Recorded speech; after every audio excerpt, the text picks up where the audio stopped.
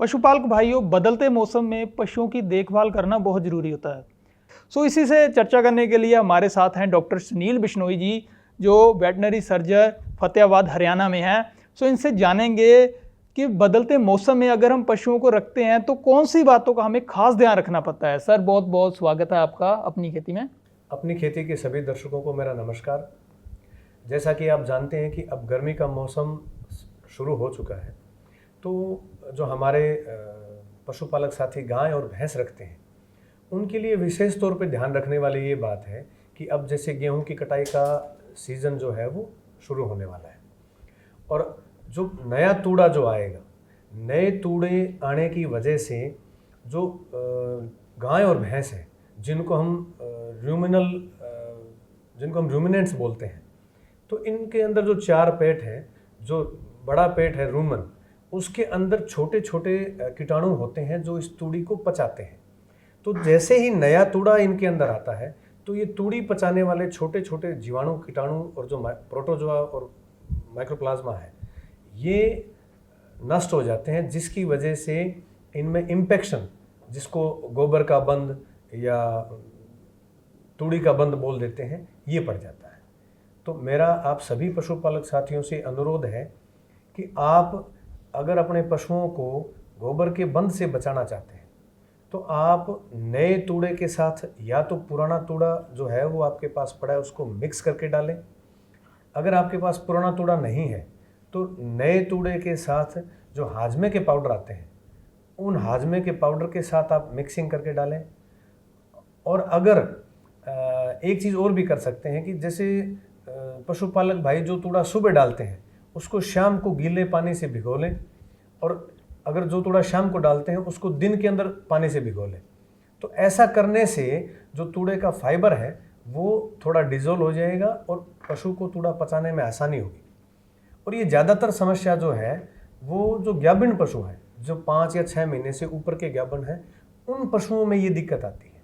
तो मेरा ये मानना है कि आप जो ग्याबिन पशु हैं उनके ऊपर विशेष तौर से ध्यान रखें। जी, तो सर जैसे आपने बता दिया कि खुराक का जो ध्यान रखना होता है, कुछ पशुपालक कहते हैं जैसे अभी गर्मी के मौसम में पशुओं को मक्खी मच्छर बहुत परेशान करेंगे, चिच्चड़ बहुत लगेंगे उन्हें, जिससे अलग अलग बीमारियां बनती हैं।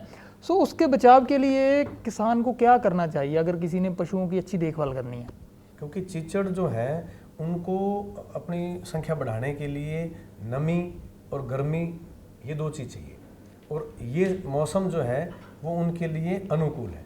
तो ऐसी स्थिति में चीचड़ पॉपुलेशन बढ़ने की वजह से जो गाय और भैंसें हैं उनके अंदर ये समस्याएं ज़्यादा आती हैं, और गायों में भी जो हमारी क्रॉस ब्रेड है, एचएफ है या जो जर्सी है, उनके अंदर ये समस्या ज़्यादा है।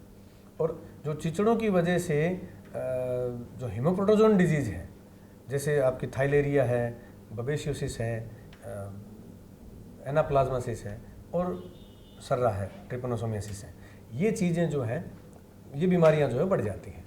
तो मेरा ये मानना है कि जो क्रॉस ब्रेड गायें रख रहे हैं उनको विशेष तौर से चीचड़ों की संख्या को कंट्रोल करने के लिए जहाँ जिस बाड़े में या जिस शेड के अंदर पशु रखे हुए हैं वहाँ पे वो साइपरमेथ्रिन जो हमारी वेटनरी की यूज़ आती है उसका स्प्रे करवाएं। और एक तो ये तरीका है जी। दूसरा, जो चीचड़ उनके ऊपर लगे हुए हैं उनके ऊपर वो आयोरमेक्टिन के इंजेक्शन भी लगवा सकते हैं। और जो थाइलेरियोसिस जो बीमारी है उसको कंट्रोल करने के लिए जो हमारी वैक्सीन आती है, वो वैक्सीन भी आप अपने एनिमल्स के ऊपर करवा सकते हैं। तो वैक्सीनेशन की वजह से थाइलेरिया के ऊपर हम कंट्रोल कर सकते हैं। और कई बार क्या होता है कि ये वैक्सीन जो है वो क्रायोकेन में, लिक्विड नाइट्रोजन में आती है, तो थोड़ा सा फार्मर को ये चीज़ बड़ी मुश्किल से अवेलेबल हो पाती है। लेकिन आप अगर नज़दीकी पशु चिकित्सक से संपर्क करेंगे तो वो ज़रूर आपको गाइड करेंगे और उससे आपको थाइलेरियोसिस से निजात मिल जाएगी। जी, जैसे सर आपने बताया अभी थाइलेरियोसिस या और भी कई बीमारियों के बारे में, कई बार पशुपालक क्या घबरा जाता है, जैसे उसके पशु के पेशाब में ब्लड आने लग जाता है। कई बार तो जैसे आपने बताया अभी चिच्चड़ों को इसका कारण हो सकते हैं, कई बार फीवर उसे नहीं होता या ट्रीटमेंट सही नहीं हो पाता, तो किन किन बातों का ध्यान रखना पड़ता है फार्मर्स को अगर उसके पेशाब में किसी तरह का ब्लड आ रहा है? उसके 3-4 मोटे मोटे कारण हो सकते हैं। हो सकता है कि जो यूरिनरी ब्लैडर है, पेशाब की थैली है, उसके अंदर कोई चोट हो, या फिर ऐसा हो सकता है अगर ताज़ा ब्याया हुआ पशु है तो उसके अंदर फास्फोरस की कमी की वजह से भी इस तरह की दिक्कत आ जाती है। लेकिन इस मौसम में ज़्यादातर अगर पेशाब में खून आता है और अगर वो क्रॉस ब्रेड है या एचएफ है या जर्सी गाय है तो लगभग ये मान के चलो कि उसके अंदर प्रॉब्लम जो है वो बबेशियोसिस नाम की बीमारी है। तो बबेशियोसिस बीमारी में अभी जैसे आपने कहा कि फीवर जो है वो कई बार नहीं देखने को मिलता। एक्चुअल में आप जिस स्टेज के ऊपर बात करते हो, शुरुआती चरण में क्या होता है कि 105 106 बुखार आता है। उसके बाद में जैसे ही यूरिन के अंदर ब्लड आना शुरू होता है उसके बाद में टेम्परेचर नहीं आता। तो ऐसा नहीं है कि टेम्परेचर आएगा तो ही बबेशियोसिस है। और जब एनिमल में ब्लड का लॉस होना शुरू हो जाएगा और शरीर में जब खून की मात्रा, लोहे की मात्रा, हीमोग्लोबिन की मात्रा कम होनी शुरू हो जाएगी तो एनिमल जो है वो ऑक्सीजन ही नहीं ले पाएगा। तो ऐसी स्थिति के अंदर एनिमल का मरना स्वाभाविक है। तो मेरा ऐसा मानना है कि आप किसी भी देसी इलाज के चक्कर में ना पड़ें और अपने नज़दीकी जो पशु चिकित्सक है उसके पास संपर्क करें और बाकायदा इसका इलाज है। कई बार क्या होता है कि जब आप लेट स्टेज पे डॉक्टर के पास पहुंचते हो तो ऐसी स्थिति में हीमोग्लोबिन की मात्रा जब 2 या 3 ग्राम में रह जाती है तब ऐसी स्थिति के अंदर पशु को बचाना बड़ा मुश्किल हो जाता है। सबसे बड़ी बात इसकी एक पहचान और भी है कि अगर आपका दुधारू पशु है तो उसके अंदर दूध की गिरावट बहुत तेज़ी से होती है। मतलब अगर कोई 18 लीटर कोई 20 लीटर दूध देने वाली गाय है वो अचानक से 2 किलो दूध पे आ जाएगी।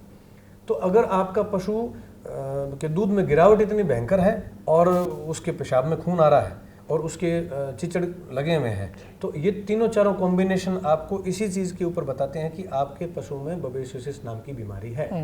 तो अगर किसी पशुपालक के पास पशु को साधारण बुखार हो गया तो उसके लिए जैसे मान लीजिए डॉक्टर के आने में देर है या कहीं दूर से डॉक्टर आ रहा हैगा तो उसके लिए हम फार्मर अपने लेवल पे क्या कर सकते हैं? जैसे उसे लग रहा है कि इसे हाई फीवर है, कुछ लोग बर्फ़ का पानी डालते हैं, ग्लो की बेल की अगर हम बात करें तो आप क्या एडवाइस करते हैं कि अगर अपने स्तर पे कुछ फार्मर ने करना हो, जब तक डॉक्टर नहीं आता, डॉक्टर से इलाज तो करवाना ही करवाना है, उसके लिए अपने स्तर पे फार्मर क्या कर सकता है? जिस तरह हम घर में फर्स्ट एड बॉक्स रखते हैं हमारे ट्रीटमेंट के लिए, ठीक उसी तरह मेरा ये मानना है कि जो भी पशुपालक अपने घर पे पशु रखता है तो एक वो थर्मामीटर ज़रूर रखें।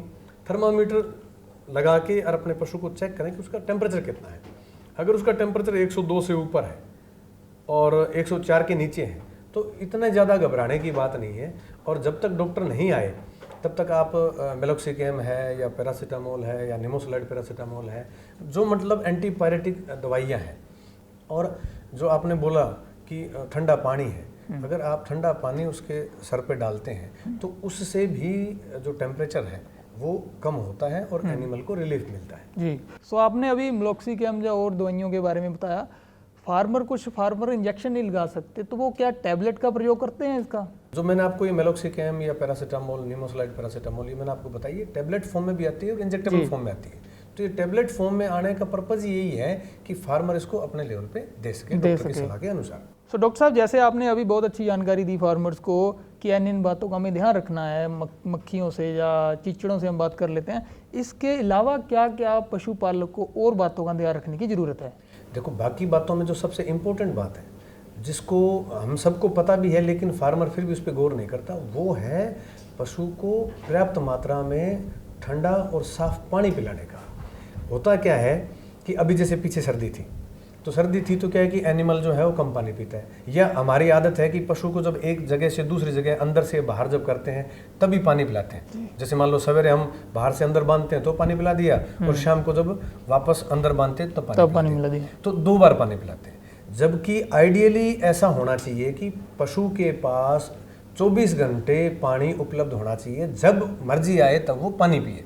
अब गर्मियों में आप हम खुद पे देख लो, हम कितनी बार सर्दियों हम दिन में कितनी बार पानी पीते हैं, गर्मियों में हम कितनी बार पानी पीते हैं।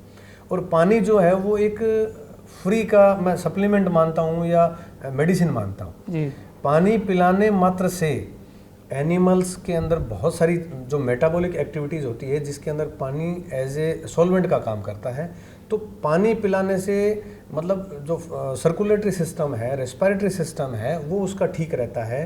एनिमल का जो एक्सक्रीटरी सिस्टम है, जो भी चीज़ मेटाबॉलिज्म से शरीर में बनती है वो यूरिन के थ्रू शरीर से बाहर निकलती है। पानी उसके अंदर एक जैसे सॉल्वेंट काम करता है जी। और इसके अलावा अब गर्मियों के मौसम के अंदर अगर पर्याप्त मात्रा में पानी नहीं है तो पशु के दुग्ध उत्पादन के ऊपर भी बहुत प्रभाव पड़ता है। तो मेरा ये मानना है कि पानी साफ ठंडा 24 घंटे उसके पास उपलब्ध है तो आपके पशु तंदुरुस्त रहेगा और पशु के दूध के अंदर इजाफा जो है उसके प्रोडक्शन के अंदर देखने को मिलेगा। तो मुझे अभी आपने बोला पानी पिलाना चाहिए, तो कुछ पशुपालक कहते हैं मिल्किंग के आधा घंटा पहले पानी पिलाएं या 1 घंटा पहले पानी पिलाएं, फैट या एसएनएफ कम होती है, तो आप इसके बारे में क्या कहना चाहेंगे? नहीं, इतना जल्दी पानी का एब्जॉर्प्शन जो है वो होके और सर्कुलेटरी सिस्टम तक नहीं आता, तो मुझे नहीं लगता कि ये इतना ज़्यादा इसमें रोल है। सो पशुपालक भाइयों, हम उम्मीद करते हैं कि आपको हमारी ये वीडियो अच्छी लगी होगी। तो हम आगे भी ऐसी और अलग अलग टॉपिक पे वीडियो आपके साथ साझा करते रहेंगे। तब तक के लिए धन्यवाद।